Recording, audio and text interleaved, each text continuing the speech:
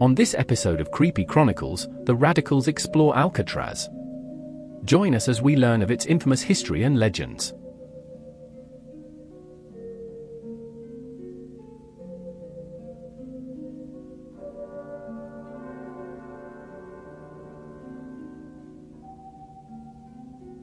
Alcatraz, one of the most infamous prisons in American history, holds a mystique that few places can rival.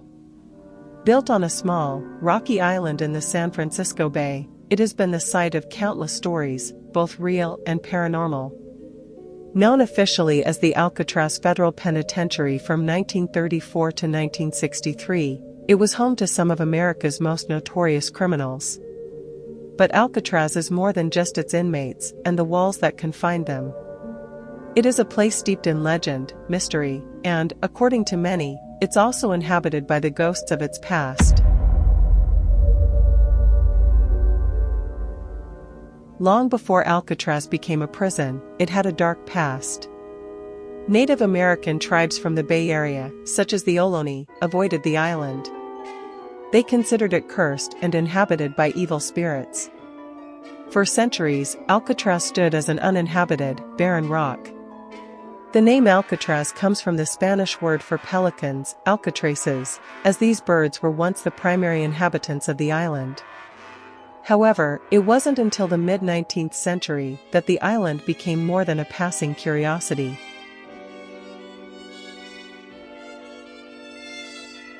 In the 1850s, the U.S. military began to see Alcatraz's strategic potential.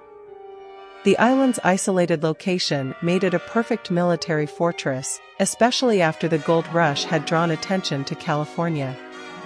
The U.S. government feared foreign attacks, particularly from Britain and Spain, which made it vital to have a fortified position guarding the bay.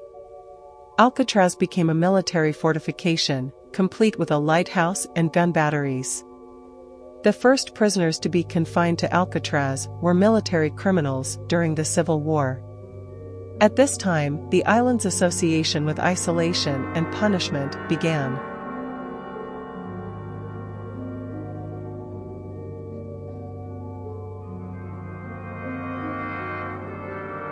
Alcatraz's reputation as a prison for the worst of the worst came into full view in 1934, when the federal government converted it into a maximum security penitentiary. This new institution was designed for criminals who were deemed too dangerous or difficult to manage elsewhere. The remote, rocky island, surrounded by the cold, strong currents of the San Francisco Bay, made it virtually escape-proof, a key reason why it was chosen as a federal prison.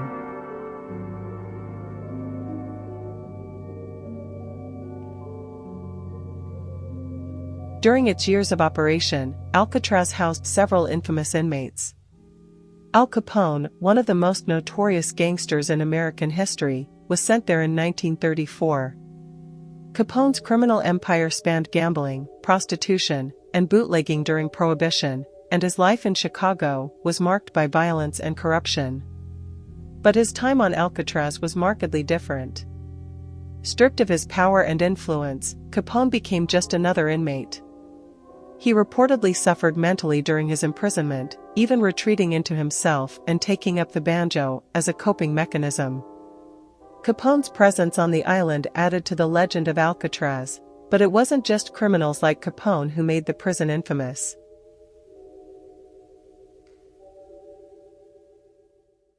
Robert Stroud, known as the Birdman of Alcatraz, was another one of the prison's most famous inmates. Though he never actually kept birds on the island, Stroud became famous for his study of canaries while serving time in other prisons. His reputation as an intelligent yet dangerous man followed him to Alcatraz, where he was kept in solitary confinement for much of his imprisonment. Despite his knowledge of birds, Stroud was a deeply troubled individual, convicted of multiple murders. His time in Alcatraz solidified his image as a symbol of the harsh, dehumanizing conditions of the prison system.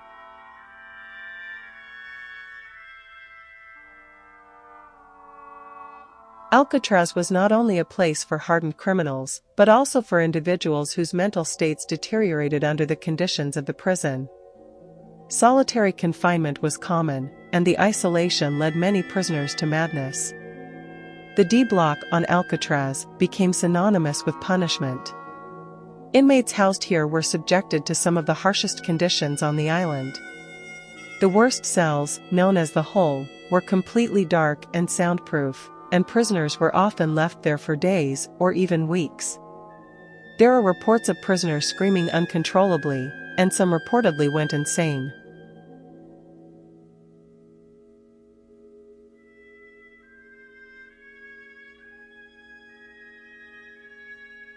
It was in this spot, on the initial climb, that Lauren heard a voice. "I know you can hear me," it spoke. "Maybe even see me. We have much to tell." Then the voice became more of a chorus of intermingled voices, and she had to walk away.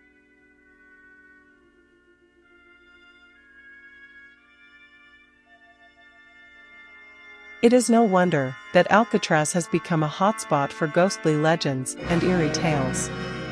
The physical and mental suffering that occurred within its walls has led many to believe that the spirits of former inmates still linger on the island. The hauntings of Alcatraz have been reported by visitors, guards, and even prisoners themselves. Ghostly sightings, cold spots, unexplained sounds, and feelings of dread have become common occurrences for those who step foot on the island.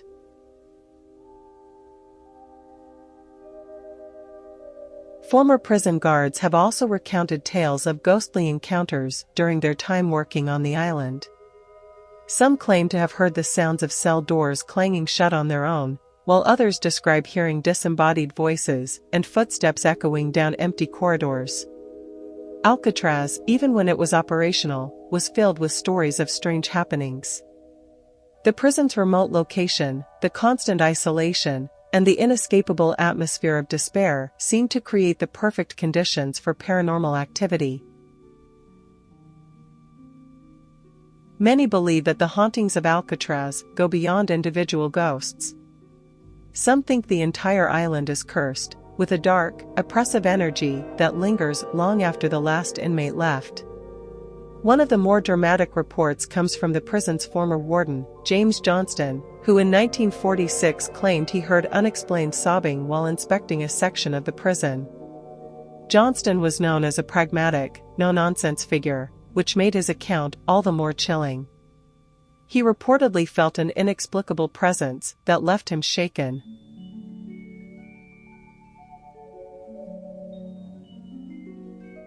While exploring, the radicals came across a few interesting stories of hauntings said to have taken place on the island.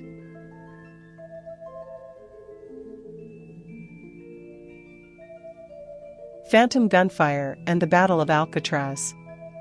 The infamous Battle of Alcatraz in 1946, an attempted escape that ended in bloodshed, left a lasting scar on the prison.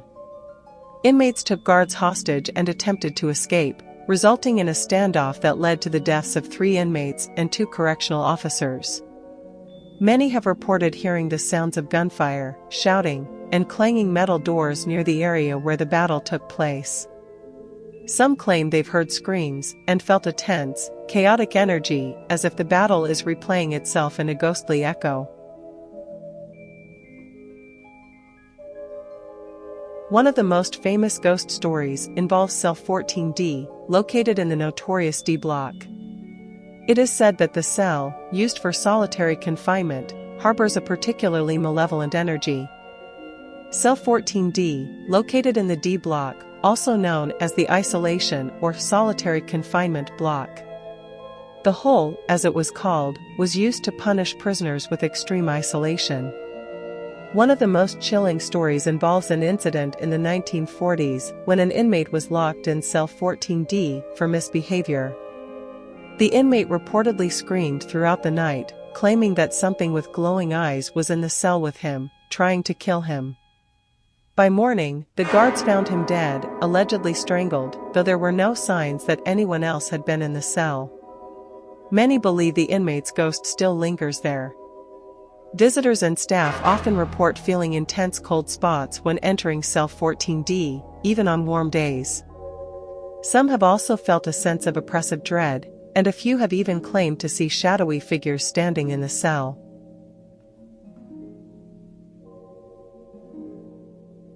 The ghost of Al Capone.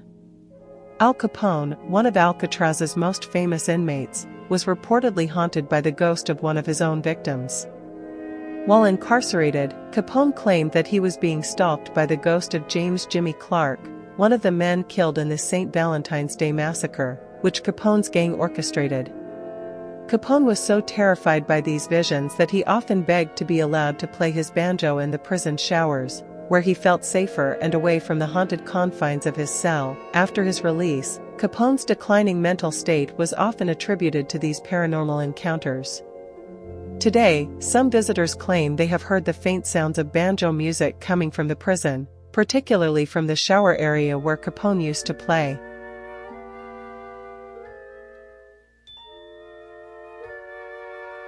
Haunted Block C. Block C, like much of the rest of the prison, has been a site for eerie happenings. Some guards reported hearing the sounds of men sobbing in this block, particularly after the prison had been closed and emptied of prisoners. Others have described hearing heavy footsteps and whispers in the cell block, though no one else was present. One guard reported hearing the sound of a banjo playing softly within the walls, though it was long after Capone had left Alcatraz.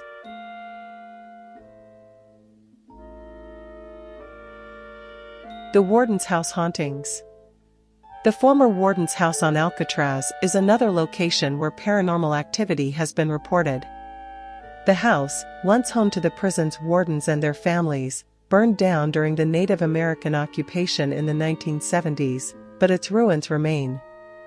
Visitors to the island have reported seeing strange apparitions and hearing unexplained footsteps and voices around the ruins. One of the more famous sightings occurred when a park ranger reported seeing a figure dressed in 1940s-style prison guard attire walking near the house, only for the figure to vanish into thin air.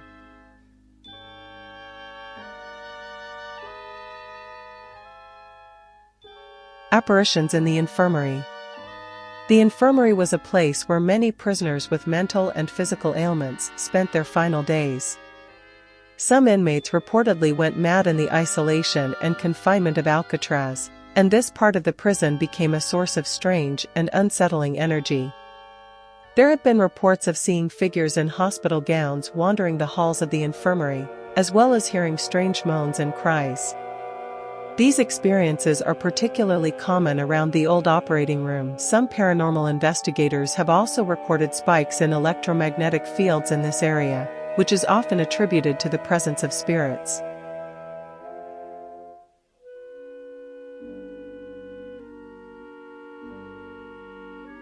The ghostly lighthouse keeper. Before Alcatraz became a prison, it housed a lighthouse, and though it has been long inactive, some visitors claim to have seen the ghost of a lighthouse keeper wandering the island. The lighthouse was one of the first structures on the island, and its ghostly figure has been seen in dense fog or as a fleeting apparition near the lighthouse's ruins. There are reports of a glowing light emanating from the old lighthouse area, even though the beacon has not been operational for decades. Some visitors say the light sweeps across the island just as it did in the past, though no modern mechanism could explain it.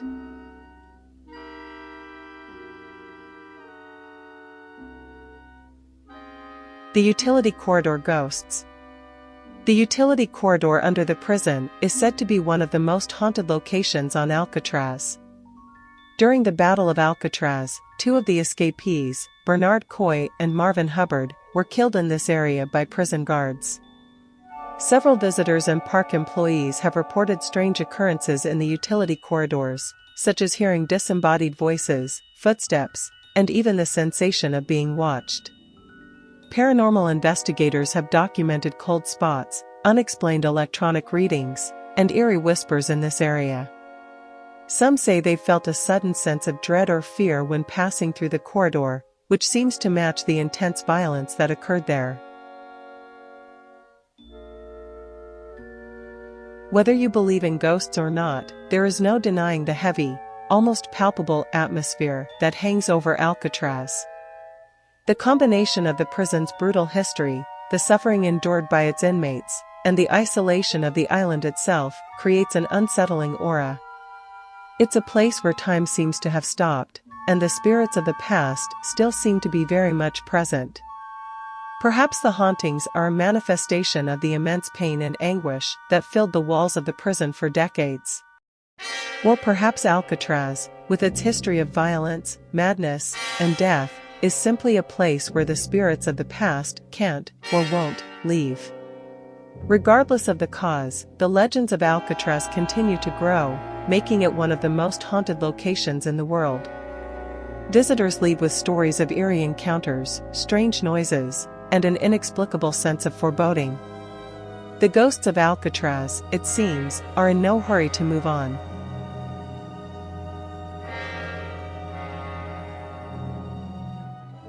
The true story of the escape from Alcatraz and the prison's eventual closure is one of the most intriguing and enduring mysteries in American history. Known for its isolation, harsh conditions, and maximum security, Alcatraz Federal Penitentiary was thought to be inescapable. However, in 1962, 3 inmates attempted a daring escape that has left the world wondering if they survived or perished in the treacherous waters surrounding the island. The escape, June 11, 1962. Frank Morris and brothers John and Clarence Anglin were the masterminds behind the most famous escape attempt from Alcatraz. Morris, a career criminal with a history of escape attempts, was known for his intelligence, having an IQ that ranked in the top 2% of the population. He arrived at Alcatraz in 1960. The Anglin brothers were bank robbers who had a long history of attempting to escape from various prisons, leading to their eventual transfer to Alcatraz. The 3 men, along with a 4th conspirator, Alan West, spent over 6 months planning their escape. They devised an elaborate and creative plan that involved using handmade tools, cunning deception, and sheer determination. The plan. Morris and the Anglin brothers worked in secret, chiseling away at the vent openings in their cells with spoons and makeshift tools they found or stole. They covered the holes in their cells with painted cardboard and other materials so that guards wouldn't notice. Behind these vent holes was an unused utility corridor that the men accessed once the vents were large enough for them to fit through. Using the corridor as a hiding place, the escapees worked at night on their plan. They created lifelike dummy heads from paper mache, complete with human hair they collected from the prison barbershop. These dummy heads were placed in their beds to fool the guards during night checks. Additionally, the men crafted a raft and life vests from more than 50 raincoats they acquired from other prisoners. They sewed these items together using a small accordion-like instrument to inflate the raft. The escape night. On the night of June 11, 1962, Morris, the Anglin brothers, and West were ready to make their move. They crawled through the holes in their cells and accessed the utility corridor. From there, they climbed up to the roof of the prison through a vent. West, however, was unable to remove the grill covering his vent in time, and by the time he freed himself, the others had already left. The 3 men reached the roof, climbed down the side of the prison, and made their way to the shoreline. There, they inflated their homemade raft and set off into the cold, treacherous waters of San Francisco Bay. The aftermath. The next morning, during the routine bed check, guards discovered the dummy heads and realized that the 3 men had escaped. A massive manhunt ensued, but no trace of the prisoners was found. The FBI, Coast Guard, and local police scoured the area by land, sea, and air. The escapees' raft and a few personal belongings, including a wallet belonging to Clarence Anglin, were later found floating in the bay, leading authorities to speculate that the men had drowned in the freezing waters. The San Francisco Bay, with its strong currents and cold temperatures, was thought to be nearly impossible to swim across, especially without proper equipment. Despite these findings, there has never been conclusive evidence proving whether Morris and the Anglin brothers survived or perished. The FBI officially closed the case in 1979, concluding that the men likely drowned. However, over the years, there have been various reports and alleged sightings of the Anglin brothers, particularly in South America, fueling speculation that the men did, in fact, survive the escape. In 2013, the family of the Anglin brothers revealed that they had received Christmas cards signed by John and Clarence after their escape, though it was never confirmed whether these were legitimate. In 2018, a letter allegedly written by John Anglin surfaced, claiming that he and his brother had survived and were living in hiding. The FBI continues to receive tips related to the case, though nothing has ever been proven. Alcatraz's closure, 1963. The escape attempt of 1962 wasn't the direct cause of Alcatraz's closure, but it did shine a light on the growing challenges of maintaining the aging prison. By the early 1960s, Alcatraz was facing significant financial and structural problems.